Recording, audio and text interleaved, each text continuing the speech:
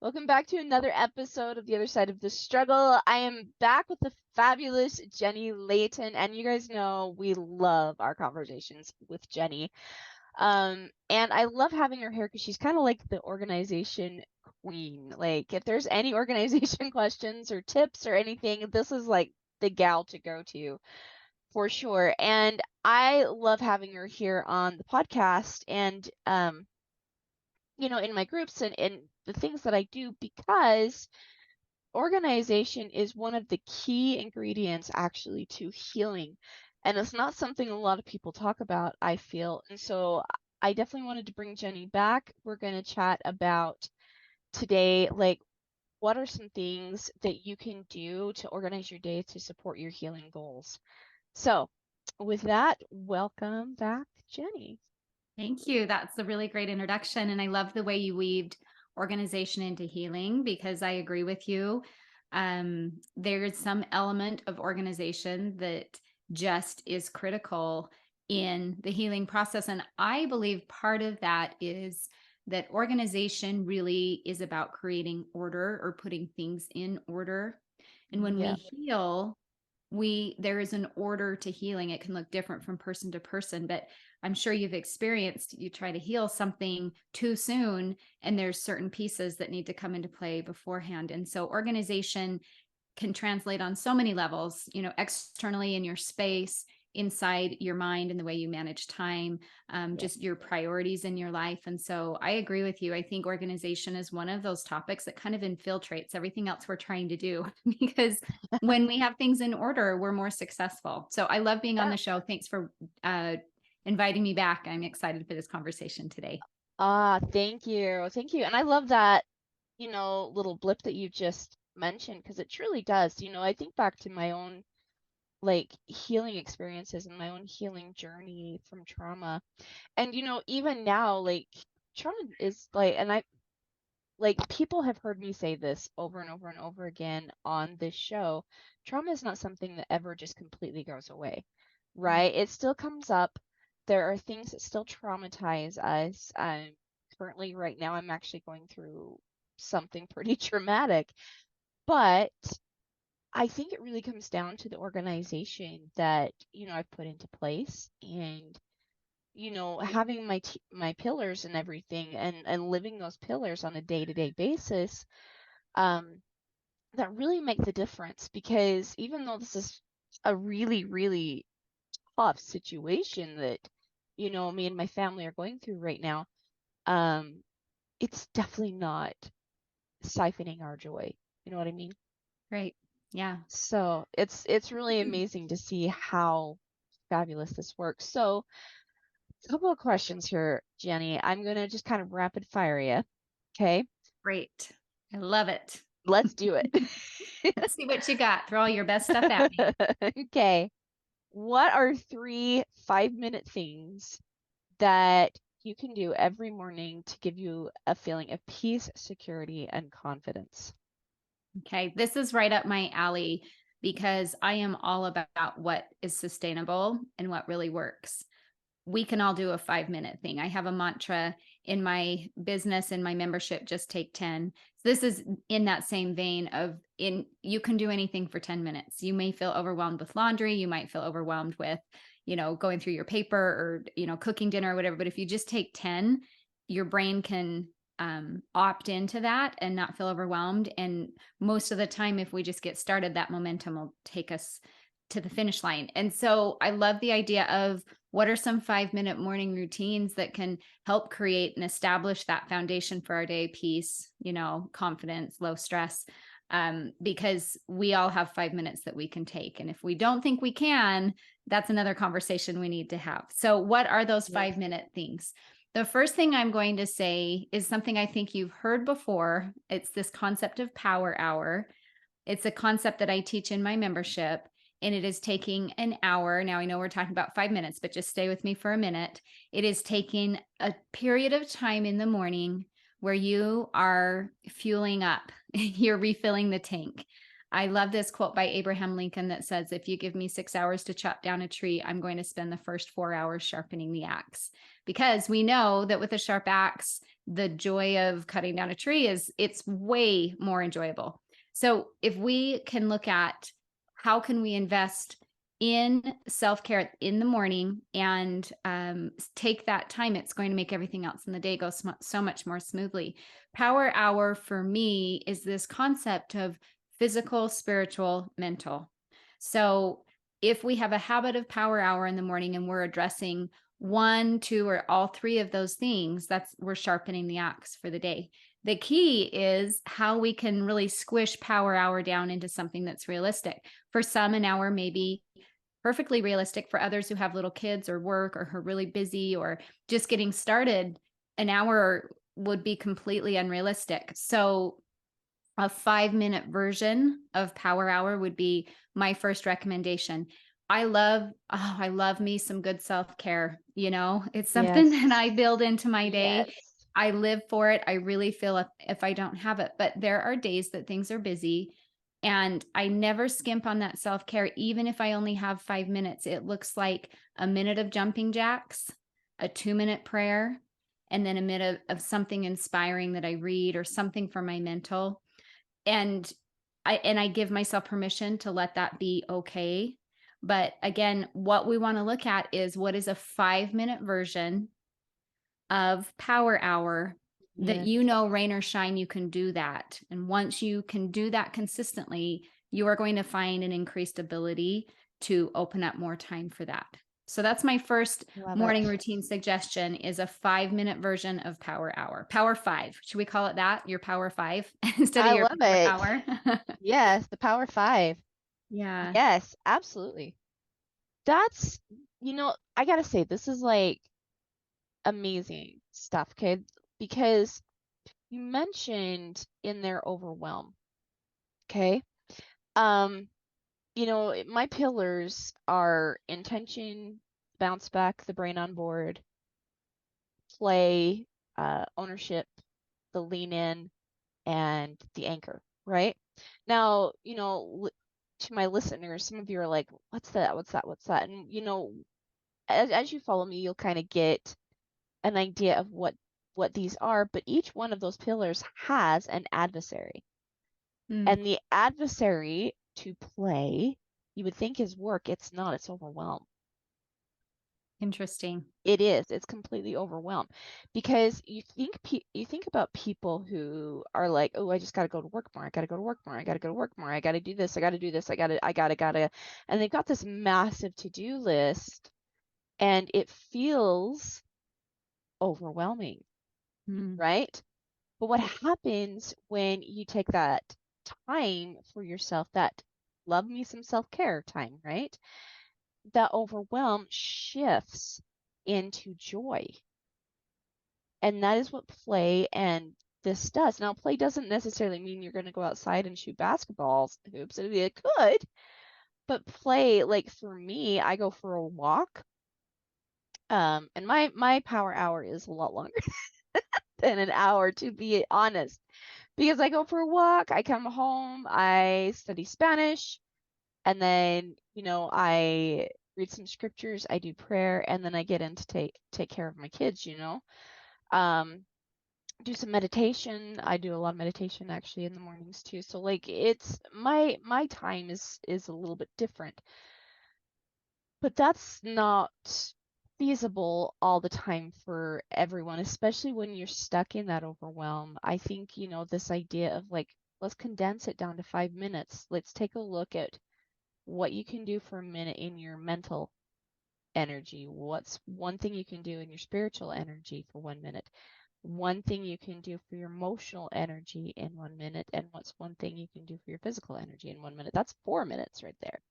right. And then you can add one more thing, right, for 5 minutes. And you just set a timer and you give yourself permission for that to be enough. And, our brain likes to tell us, well, that can't have added up to anything, but it really does. And I think that's a big part that we don't block that by saying, well, that didn't really count.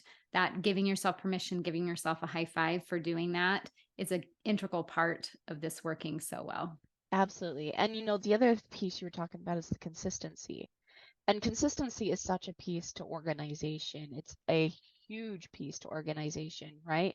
because it's through the little tiny consistent actions that we get results. And even an inaction is an action. And so like when people sleep in too late and then they're consistently late to work, I mean there's a result to that, right? Right. But people that get up early and they're to work on time, there's a result for that kind Mhm. of things. When you're building a business online, there's consistent things you have to do to keep your business healthy and running. Same thing with your kids. I mean, you can't skip on meals with your kids, right? There's things that we have to do on a consistent basis to get us the result that we're looking for. And this idea of 5 minutes may not seem like a lot, but over time, it definitely adds up. And what's amazing, and this is what happened with me, was I found that I wanted more time. And so I rearranged my day so that way I could give myself more time. Because now my morning, I'm up at 6 and I'm usually done with my morning by like my me morning for by like 9 a.m. So it's like a Mhm. 3 hour morning Right. now, but it's fabulous. I Right. love it. Okay. Yeah. So Yeah. that brings us into the next question though. How can I create 15 minutes in my morning when I already don't feel like there's any time for me? Okay. So I want to just highlight part of the thinking that's happening in that question. Not, I know this isn't you personally, but I know this is Right. a general place that we find ourselves coming from. When you don't feel like there's any time for me, that is the place to start right there. That's the problem. That thought is the problem.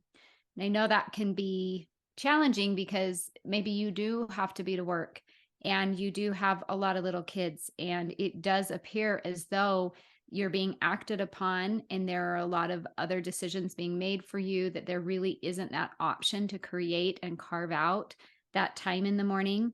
But more than any tip that I can give you, and I do have a tip, but the biggest point I want to make here is it's the thinking that you don't have any time for yourself that is the problem. Once you start to entertain the idea that maybe there is more time for myself than I think, you are going to start to see places that you can find it. Maybe it's getting up a few minutes earlier. Maybe it's being okay with the kids watching TV for a few minutes so you can take that time.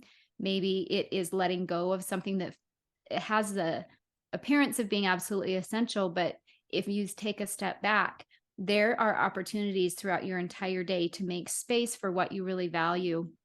And we limit ourselves when we make a quick assessment that there is no time and that we don't have the creative power to make that space. So that's the first thing I want to say is challenge that. If and I am practicing what I preach. I am a very busy person. I run a home. I have kids at home. I run a business. I have a podcast. I run a membership. I see clients. Like, there's a lot going on. And then I hear my language saying, I don't have time or things are too busy. I catch those words immediately because I know that that is just manifesting less time. I'm not opening my eyes to the potential. So you and I are in it together.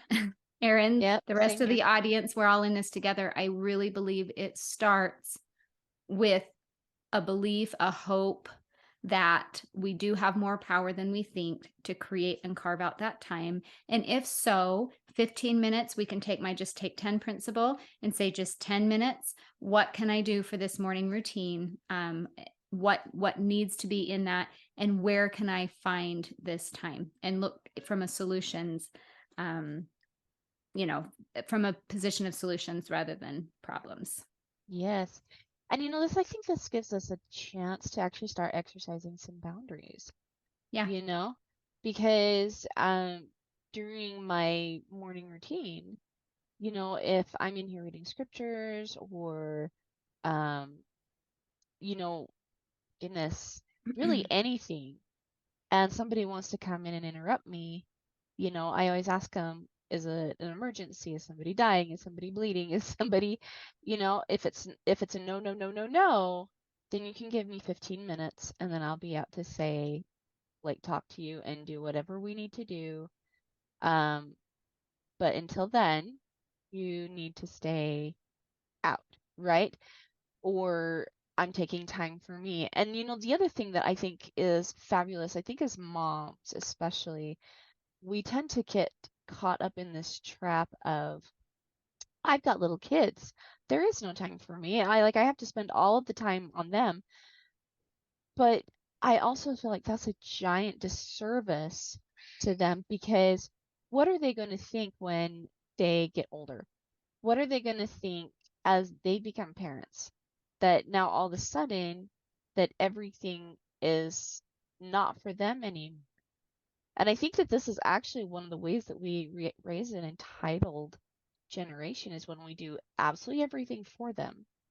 We don't give them the chance to explore or to scrape their knees, to have experiences without us all the time. You know what I mean? Yeah. Yeah, I think recognizing the opportunity that we have to model to them good self care and Mhm. recognizing that we are their number one influencer. And so, unless they're very questioning and do a lot of self work, they're probably just going to follow in your footsteps, just subconsciously doing what they have been exposed to over the years. And so, if you want your kids to be self actualized, happy, confident, rejuvenated, healthy, their best bet for that is for you to live a life like that they can model. And Yeah. so it's such a paradox because there's this tendency to think that self-care is selfish. But if we really, again, kind of zoom out and look at what it is we're really doing, it is very unselfish because you can show up better during the day Hmm. in the present. You're also laying the foundation through your example for your kids to be their very best. And I Yeah. love any situation that's a win win win. And I hear a lot of wins there. And so I Yeah. think that's just another point in favor of doing that morning routine. And to go back to your original question, if you don't feel like there is time for that, I want to invite you to challenge that thought and start looking at your life, at your morning through a solutions lens instead of a problem lens, and find 5, 10, 15 minutes to do that. I think you're going to be surprised at all of the opportunities there are for that routine. Yes, absolutely. Absolutely. And, you know, eh, I'll tell you, for me, when I first started doing my morning routine, and it was, oh my goodness, years ago now, but I realized like one of the first things I did in the morning was I would hop on Facebook and then I'd get up and take care of things, Mm-hmm. right? And like the things you talk about is the habit hook. And I asked myself actually back then before I knew you, I was like, what would happen if I attached like scripture study and a couple other things before I got on Facebook in the morning? What would happen to the way I felt? What would happen to my day? What would happen to me? Like all of these questions. And so I tried it, and I'll tell you to this day, that has been a consistent habit now. And that habit that I started so many years ago, I'm really proud of it because it's given me the opportunity to read like all of the scriptures now. I've read through, the Book of Mormon, the New Testament, the Old Testament, all of it. I've read it all. I'm proud of that accomplishment. You Yeah, know, that's incredible. yeah, it really is. I mean, there's not very many people that have actually read through the Bible. Mm-hmm. I am one of them. I have done it, and I plan on doing it again. Um, but like, there's also just that my kids are happier. Now, Mm-hmm. that's a big thing because you would think that if you're taking the me time, right, that oh, that is that selfish piece, but you cannot give what you do not have. Mm-hmm. You can't give it. And so when you're putting drops in your bucket of spirituality, making sure that you're physically good, mentally good, emotionally good, these are your four main energies, right? When you're putting drops in each one of those buckets, you have more to give. It is absolutely the least selfish thing you can possibly do. Yeah. And that's such a nice, fresh take on this topic. And so I hope somewhere there's a listener somewhere that this is what they needed to hear to give themselves the permission to make this a priority, to find the time. It's going to have a big payoff. Yes, absolutely, absolutely. And the other thing too is you have to find the time to heal. Yes, If you're looking like if you're listening to this podcast, you're checking in because you want to heal trauma. Like that's what this podcast is all about. But you're cheating yourself if you don't think that it's going to take you some time. Like right now, this very second, you're listening to an hour-long podcast that's taking some time. You may be doing the dishes along with it. You might be changing a diaper. You might be, there's so many different things. I do feel like, there are things you can do to multitask, but some things should just be carved out just for you without any expectation on you. totally agree. And I think the challenge with that is, again, kind of the theme we've had so far is finding the time to do that. And that's where I feel like organization really comes into play. I'm not a typical organizer. When you were introducing me, I was thinking about how the expectation of a professional organizer is probably that my bread and butter, eat, sleep, drink. What I'm after is helping people have beautiful pantries with crisp containers and labels and no clutter. And I mean, I have a healthy respect and love for that. My eyes light up. I think it's beautiful. But my passion is to help people get organized so that they can do something. And the idea of organization is not an end result or an end goal. It's more of a stepping stone to get you to what you really value. I think sometimes we get a little off track when we start to get caught up in thinking that getting organized has to look a certain way. And Yep. we start to spend time and energy creating results that don't really contribute to a bottom line that we care about. And so this is the perfect question, I think, to introduce this idea that organization plays a role. It's a stepping stone to open up time for healing. And how it does that is when we're organized, when our space is organized, when our systems and our routines are organized and our time is organized, we are bundling everything up into a tighter package, which just opens up space. And I have this analogy I'd really love to share. I'm not sure if I shared it one of the other times I was on the podcast. So you'll have If to it remind me if this is if it is, familiar. if it is, I mean, maybe it needs to be shared again. So totally Well, it's good. kind of a go-to, and I think there's something different you can learn from it every time. But when I am teaching something like organizing time, time is a little harder to organize because it's not tangible. So when I talk about organizing something intangible, we like to use a metaphor of organizing something tangible because it just gives us new insight on this thing that's a little hard to pin down. For example, if you have a pile of Legos that you need to organize, it's really obvious that you need to pick those up, put them in a container, stick them on a shelf, and now they're organized. But if you're looking at your schedule and talking about organizing your schedule or organizing all your tasks, that's not something you can tangibly put in your hand and stick in a container. And so this time pantry analogy, I think, will help you understand, first of all, your relationship to time and how you can manage it better. And then secondly, how being organized does open up space for the things that we really care about. So if it's okay, I'll kind of dive into this Yeah, analogy please. and share I'll this with tell the you, this is listeners. actually probably something, and I know like if my business coach is going to listen to this, she's going to be like, Erin, listen to this piece right here, right? Because like Yeah, even though I do take 3 hours for myself in the morning, I am still very busy and very booked out, right? yeah. And so, this is definitely something I think anybody can learn from. So please have at it. Okay, so here we go. So the first thing I'm going to ask is for you to picture a disorganized pantry. And so, Erin, I'll ask you to give me what you observe in a disorganized pantry. This could be someone else's, this could be your own, it could be something you saw online. But when a pantry is disorganized, what do you notice? What characteristics do you notice? Ooh, God, the first thing that comes to my mind is my toddler.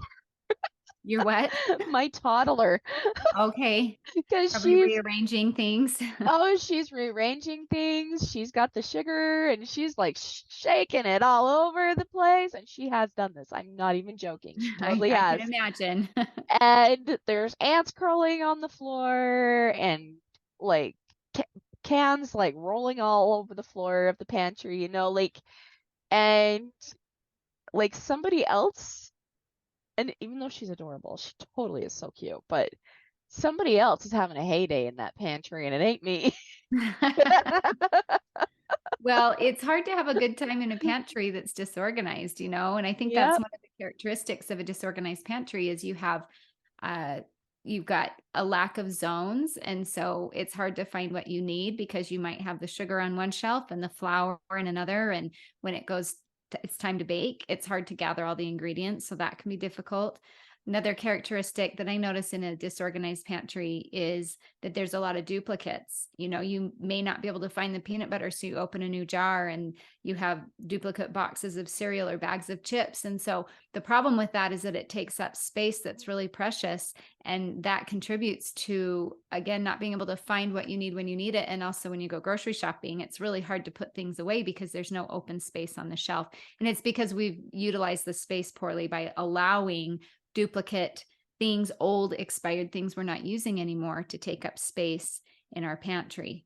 So that's a snapshot of a disorganized pantry. And so let's shift gears and talk about an organized pantry. What do you notice in an organized pantry? What stands out to you?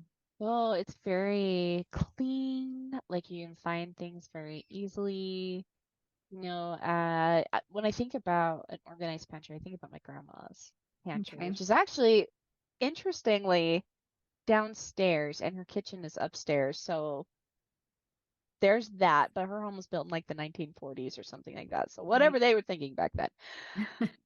But it's also like right off the kitchen. It's God, I'm trying to think, like the paper products are on one shelf, the canned goods, the sugar, like she's got things very, very well set and very organized. And I actually like going down to my grandma's pantry. It's got a like this nostalgia Right. memory thing to it. Right. Yeah, you've got some good memories and also just that order that is also feels good to be in. I like what you said about just paper products on one shelf, canned goods on another. I think the way you're describing that, it's there's zones for different things. So Hmm. it's really predictable. You know where things belong, you know where to find them. That's really nice. The other thing that we see that's kind of opposite of that disorganized pantry is there are not duplicates. There's not old expired food. So you Yes. are not wasting space for things that aren't bringing you value. And that creates some open space because you don't have as many things you're trying to cram in on that shelf. Another thing that I think is important with an organized pantry, and this will come up a little bit as we continue talking, that containers are a big part of an organized pantry because cans are one thing. They can kind of stand there if they need to, but packages of powdered sugar or drink mixes or granola bars or fruit snacks are going to scatter all over the pantry shelf, and a container is going to pull those together so that they take up less space.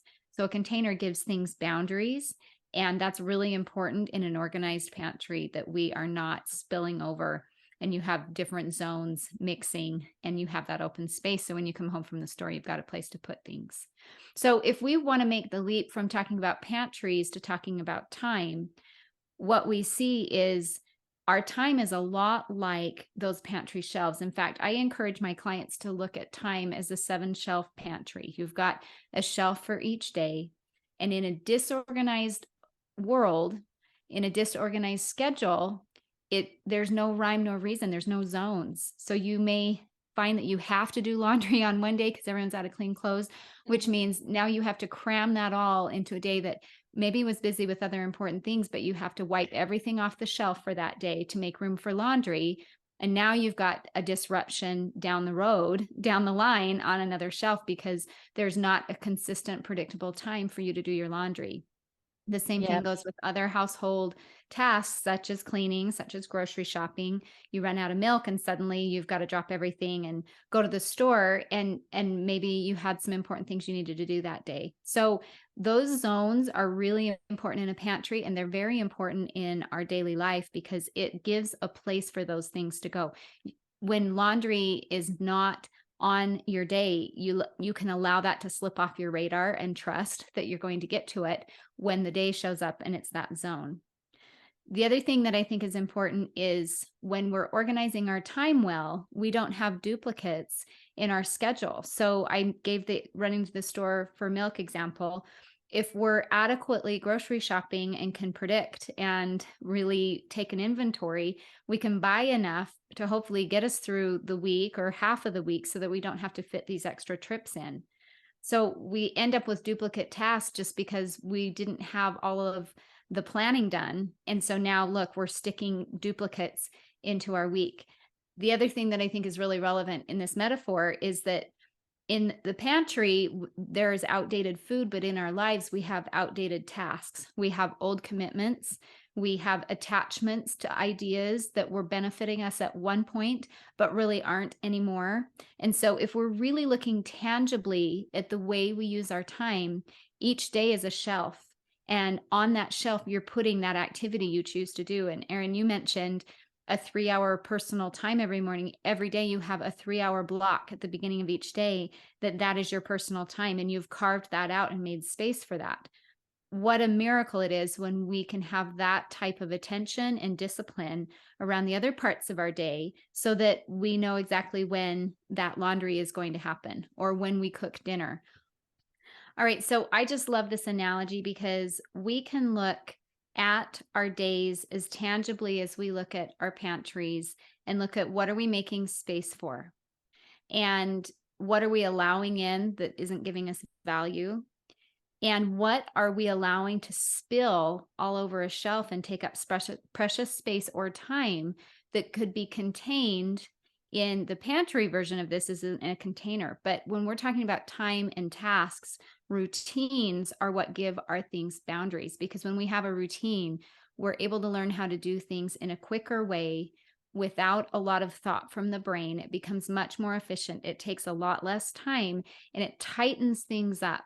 So again, a laundry routine, as we've been talking about laundry, can make that laundry experience, it can cut it in half if we have an efficient way to do it, or just the morning pickup of our home, or our cleaning routine, or any routine, really anything we have to do regularly. If we can create a routine around it, it is the equivalent of taking a container and putting all of those loose tasks into a place with boundaries so that we're opening up space.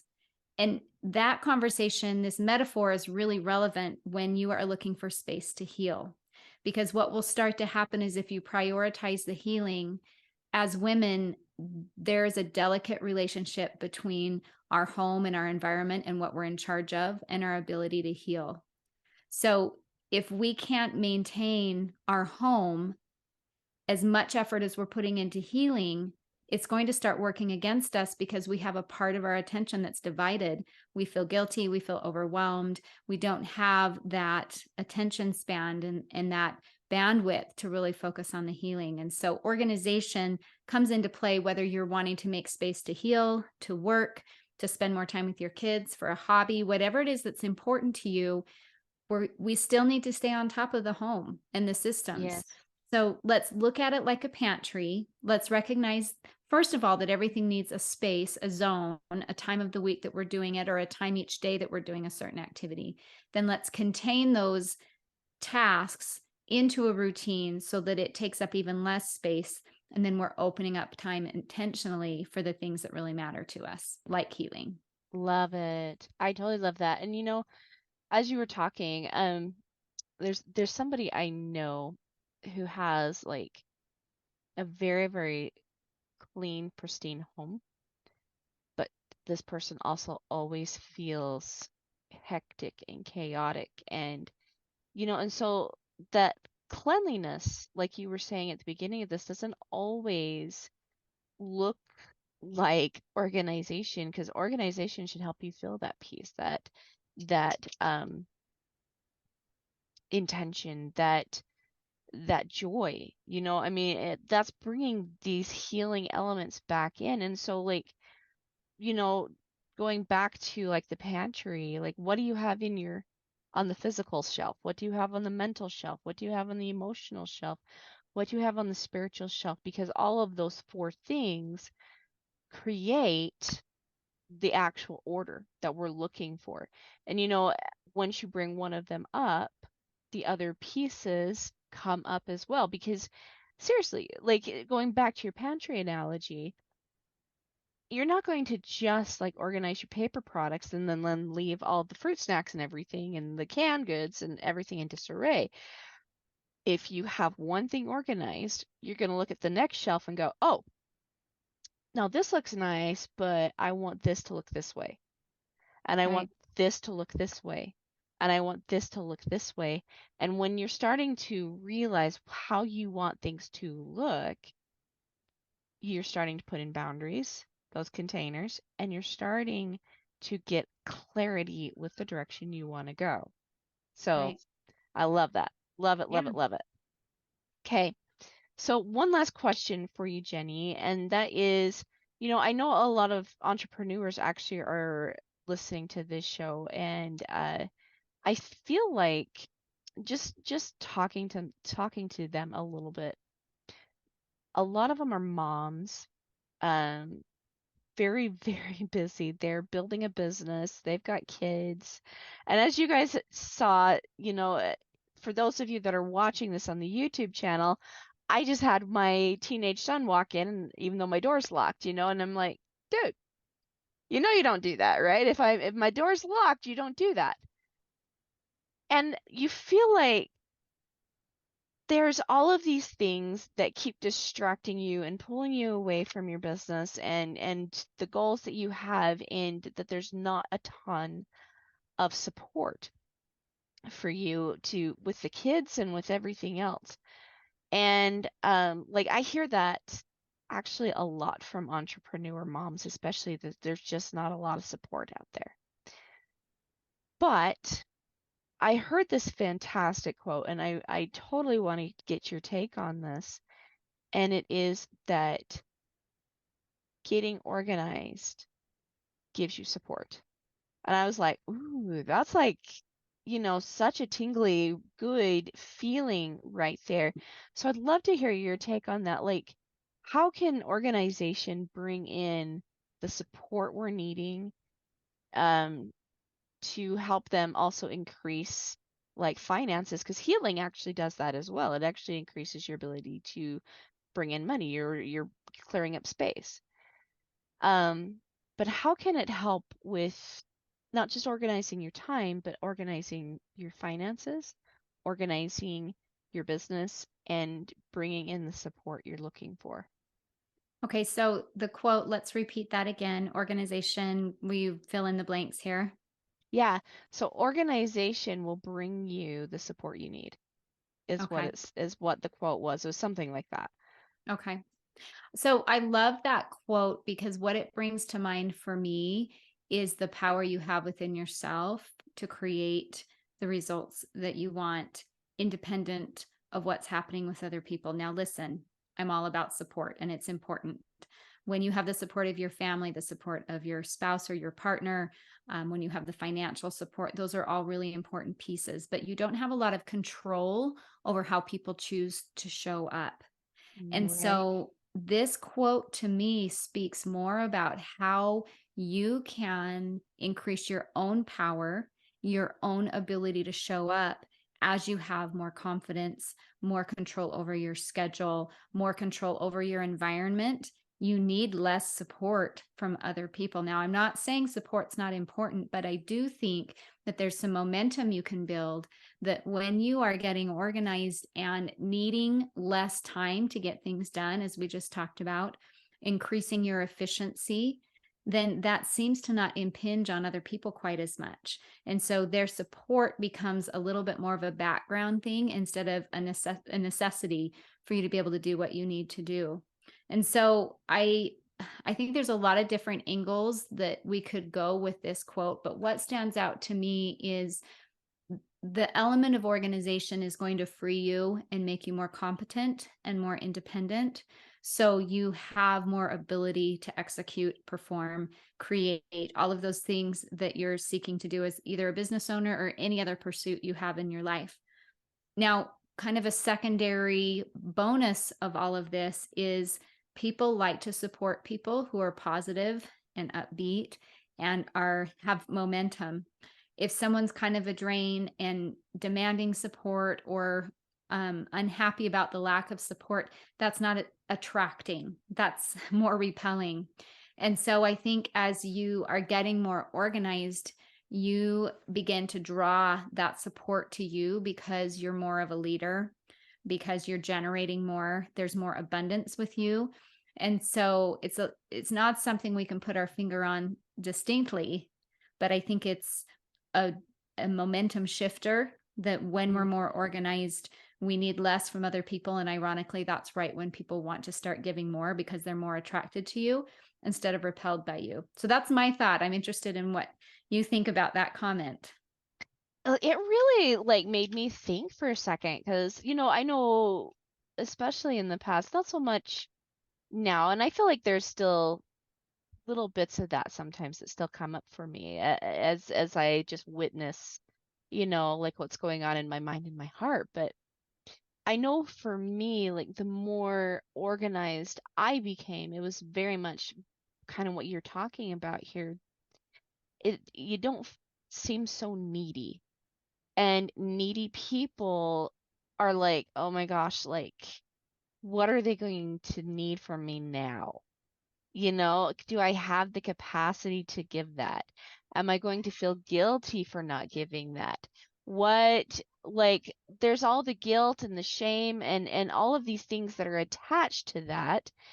And that's not something that somebody really wants to show up in to to clean up that mess every time. You know what I mean? Um, Well, there has to be a value exchange. And so I'm just thinking when it feels like you're asking for support, but people are not getting something in return that they're yeah. valuing, then they're going to be more hesitant to show their support. But when you are in a space where you feel confident and powerful and capable, and people are drawn to that just because by osmosis they start to absorb that. And it shows you other ways that you can show up for them as well. So I think that value exchange really starts to kick in, and then people are attracted and do want to give because there's going to be something in return. Yes, absolutely. Absolutely.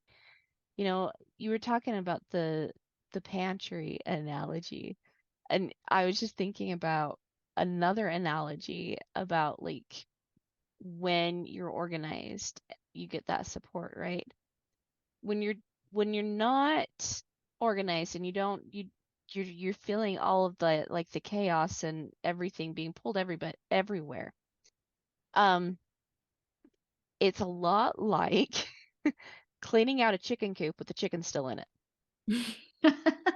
That must be something that you live. I have done that before. Yeah. I have done it Or- before, and it was not fun, Right. Or like trying to clean up the toy room with the kids still playing or trying to do the right? dishes while someone's still cooking. Yeah. Right. It Yeah. is. It's totally that way. And so you're still cleaning up the poop even after, or cleaning up the toys even after you just did it, Mhm. right? When you finally have some systems in place, and one of the systems I like totally, totally, totally recommend is doing some time blocking. Now, I know for me, sometimes there's a little bit of guilt and some shame that comes up when you're doing time blocking, and people want a section of your time, especially my kids, right? And that time is for this instead. But when you do the time blocking, especially as an entrepreneur, as a mom, anyone honestly can do this. One thing, you are able to be more present in the times that you spend with your kids, or the times you spend with clients, or the times you spend on the healing, or the time that you spend going grocery shopping. I mean, you kind of need to be present then, otherwise you forget the milk, right? So it gives you the opportunity to be more present in the time that you allot to the different places. And Yeah. when Oh, and sorry. that's Go ahead. when that support starts coming back in, is because now you're actually using your time to come up and support you. Yes, I love that. And as you're talking, what comes to mind? So, on my podcast, the Life Organized podcast, one of the things we generally do in each episode is have kind of this so what moment. Like we've talked about some things, so what? What does this mean to you? What are you going to do about it? I think that's a really good question to ask because this has been a pretty rich conversation with a lot of good points. And so, at this point, so what? What are you going to walk away and really be able to tangibly change and do where you can see some results? And I think these concepts are a great conversation, but when you are in the trenches trying to implement them, it can get really tricky to know, like, well, what does that look like? And what if I have this problem?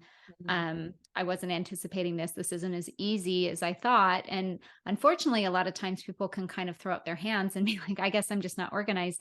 It's not going to work for me. And I just want to reiterate that when you have a process and someone's holding your hand, you can implement these things, especially as you have that guidance where you get stuck. And one of the things I think I'd like to let listeners know about is something that I've recently created and just released that is so timely right now. At the time of us airing this podcast, we're in the second week of summer. And so we're all just scrambling to try to recalibrate around what it's like to have kids home. Like you said, your son walking in and interrupting this podcast is just the Right.